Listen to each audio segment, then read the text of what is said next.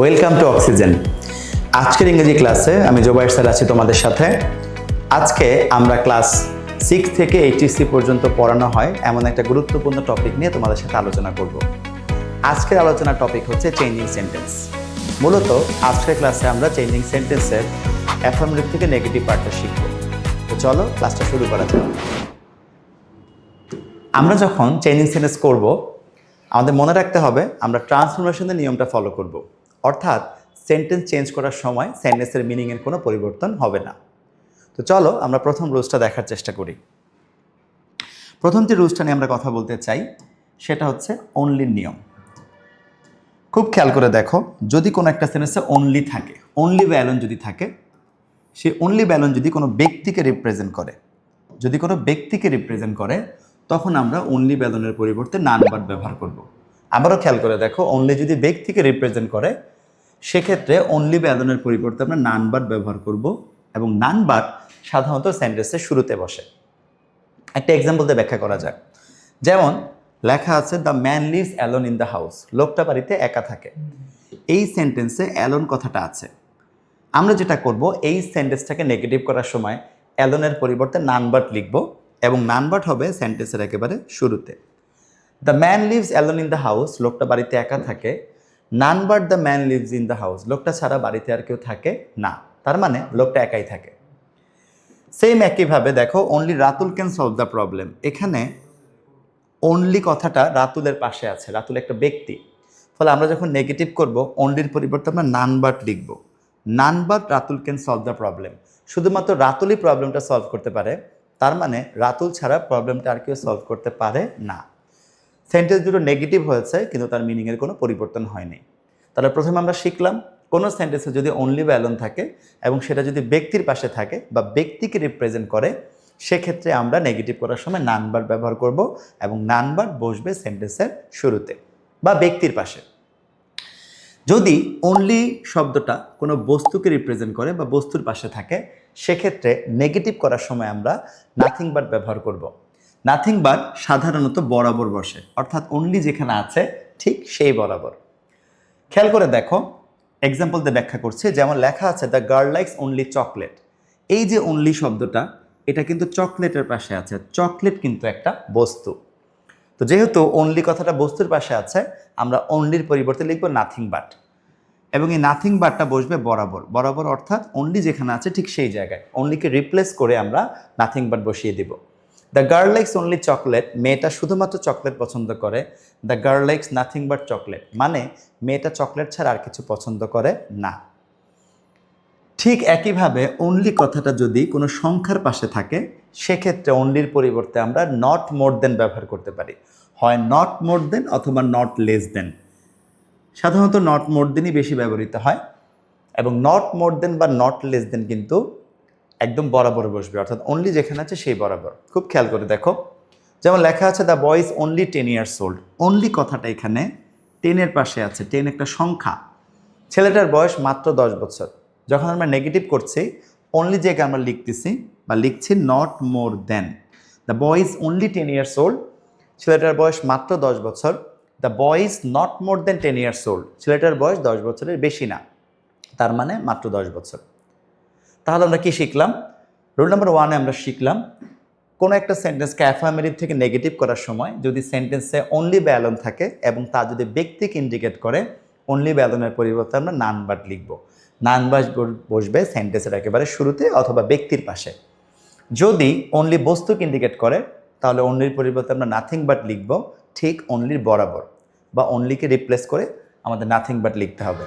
Same একইভাবে only যদি সংখ্যাকে রিপ্রেজেন্ট করে বা সংখ্যার সাথে থাকে, সেক্ষেত্রে আমরা নট মোর দেন বা নট লেস দেন ব্যবহার করব বরাবর। আশা করি তোমরা বুঝতে পেরেছ। এবারে আমরা আরেকটা নিয়ম শিখে নিব। রুল নাম্বার 2-তে আমরা আলোচনা করব, যদি কোনো একটা সেন্টেন্সে মাস্ট শব্দটা থাকে। তোমরা জানো মাস্ট মানে হচ্ছে অবশ্যই। যদি মাস্ট কথাটা থাকে, নেগেটিভ করার সময় আমরা মাস্টের পরিবর্তে লিখব কান্ট বাট। মাস্টের পরিবর্তে লিখব হচ্ছে কান্ট বাট। মাস্ট মানে তোমরা জানো অবশ্যই, আর কান্ট বাট মানে হচ্ছে না করে পারে না। ধরো একটা এক্সাম্পল দিয়ে ব্যাখ্যা করি। যদি বলি আমাকে অবশ্যই হোমওয়ার্ক করতে হবে, তার তার মানে আমি হোমওয়ার্কটা না করে পারি না, আমাকে অবশ্যই সেখানে যেতে হবে, তার মানে আমি সেখানে না যেয়ে পারি না। যদি কোনো সেন্টেন্সে মাস্ট থাকে, মাস্টের পরিবর্তে আমরা কান্ট ভার্ব ব্যবহার করব এবং কান্ট ভার্বটা হবে বরাবর, যেখানে মাস্ট আছে ঠিক সেই বরাবর।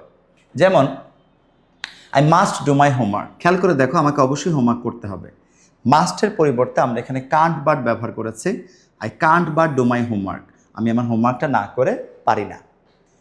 তুমি চাইলে কান্ট ভার্বের পরিবর্তে কান্ট হেল্পও লিখতে পারো, কিন্তু কান্ট হেল্প লিখলে পরবর্তী যে ভার্বটি বসবে সেই ভার্বের সাথে একটা আইএনজি যুক্ত করতে হবে। যেমন I can't help doing my homework, Kant ভার্বের পরিবর্তে কান্ট হেল্প ব্যবহার করা যাবে, কিন্তু এই যে ডু ভার্বটা ছিল, এই ডু ভার্বের সাথে আইএনজি করার কারণে আমরা আসলে এখানে ডুইং লিখেছি।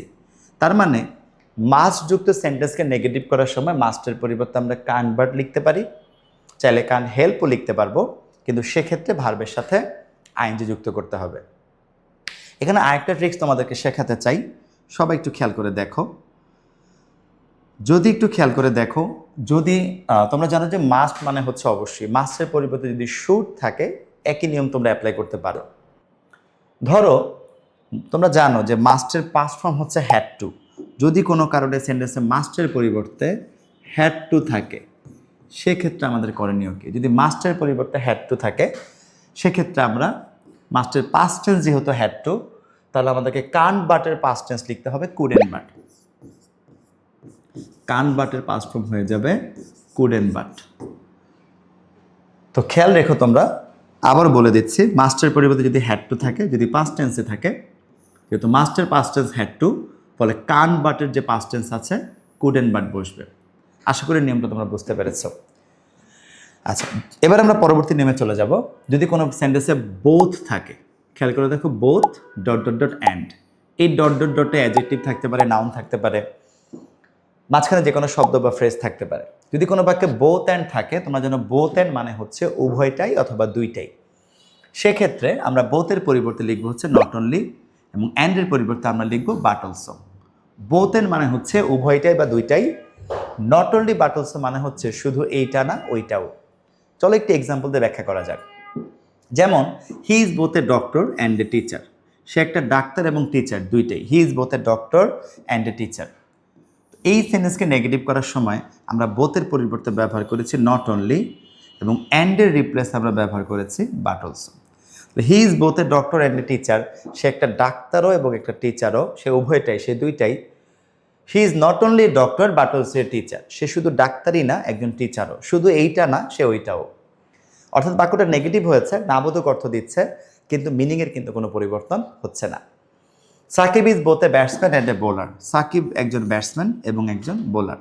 দেখো এখানে বোথ এবং অ্যান্ড আছে, তো আমাদের করণীয় কি? সাকিবের পরিবর্তে আমরা লিখব নট অনলি, এবং অ্যান্ডের পরিবর্তে বোথের পরিবর্তে আমরা লিখব নট অনলি, এবং অ্যান্ডের পরিবর্তে আমরা লিখব হচ্ছে but also. Shakib is both a batsman and a bowler, Shakib একটা ব্যাটসম্যানও একটা বোলারও। Shakib is not only a batsman but also a bowler, Shakib শুধু একটা ব্যাটসম্যানই না একটা বোলারও, শুধু এইটা না ওইটাও। এই হচ্ছে আমাদের রুল নাম্বার 3। আমরা পরবর্তী রুলস আলোচনা করতে চাই, রুল নাম্বার 4। কোনো একটা সেন্টেন্সে যদি এভরি শব্দটা থাকে, যদি কোনো সেন্টেন্সে এভরি শব্দটা থাকে, আমাদের স্ট্রাকচারটা হচ্ছে আমরা এভরির পরিবর্তে লিখব দেয়ার ইজ নো, তারপর এভরির পরের শব্দটা আমরা বসাবো, তারপর একটা বাট বসাবো, এবং তারপর ভার্ব থেকে শেষ পর্যন্ত আমরা লিখে দিব। এক্সাম্পল দিয়ে ব্যাখ্যা করার চেষ্টা করি। Every mother loves her child, প্রত্যেক মা তার সন্তানকে ভালোবাসেন। এভরি রিপ্লেসে, এই যে এভরি শব্দটা আছে তার রিপ্লেসে আমরা লিখব there is no, there is no. Every পরের শব্দ হচ্ছে mother, there is no mother, মাঝখানে বসবে but, loves her child, verb হচ্ছে লাভস, লাভস থেকে একেবারে শেষ পর্যন্ত। Every mother loves her child, প্রত্যেক মাই সন্তানকে ভালোবাসেন। There is no mother but loves her child, এমন কোনো মা নেই যে সন্তানকে ভালোবাসে না। একইভাবে everybody believes a truthful boy, প্রত্যেকেই সত্যবাদী ছেলেকে বিশ্বাস করে। আমরা এভরিবডির পরিবর্তে লিখব দেয়ার ইজ নো বডি, তারপর আমরা বাট লিখব, দেয়ার ইজ নো বডি। প্রথমে দেয়ার ইজ নো লেখার পরে এভরি পরের শব্দ ছিল বডি, এভরি পরের অংশ ছিল বডি, সে বডিটা বসিয়ে দিলাম। There is no body but, তারপর ভার্ব হচ্ছে বিলিভস, ভার্ব থেকে শেষ পর্যন্ত। There is no body but believes a truthful boy, প্রত্যেকেই সত্যবাদী ছেলেকে বিশ্বাস করে, এমন কেউ নেই যে সত্যবাদী ছেলেকে বিশ্বাস করে না। এখানে যেই জায়গায় আমরা বাট লিখেছি সেই বাটের রিপ্লেসে তোমরা চাইলে হু ডাজেন্টও লিখতে পারো বা হু ডিডেন্টও লিখতে পারো। যেমন every mother loves her child, প্রত্যেক মাতার সন্তানকে ভালোবাসে। There is no mother who doesn't love her child. খেয়াল করতে হবে যদি বাটের রিপ্লেসে আমরা হু ডাজেন্ট লিখি বা হু ডিডেন্ট লিখি, সেক্ষেত্রে কিন্তু এখানে ভার্ব ওয়ান হবে, অর্থাৎ ভার্বের সাথে এস রাখা যাবে না। তোমরা জানো ডাজেন্ট লিখলে কিন্তু ভার্বের সাথে এসটা উঠে যায়, কিংবা ডিডেন্ট লিখলে কিন্তু ভার্ব সবসময় প্রেজেন্ট টেন্সে হয়। তো এই হচ্ছে মূলত চেঞ্জিং সেন্টেন্সের 4টে নিয়ম। পার্ট 1-এ আমরা 4টা রুলস নিয়ে তোমাদের সাথে কথা বলেছি। পরবর্তী ভিডিওতে বা পরবর্তী পার্টে আমরা বাকি রুলসগুলো নিয়ে আলোচনা করব। আমাদের সাথেই থাকো। All the best.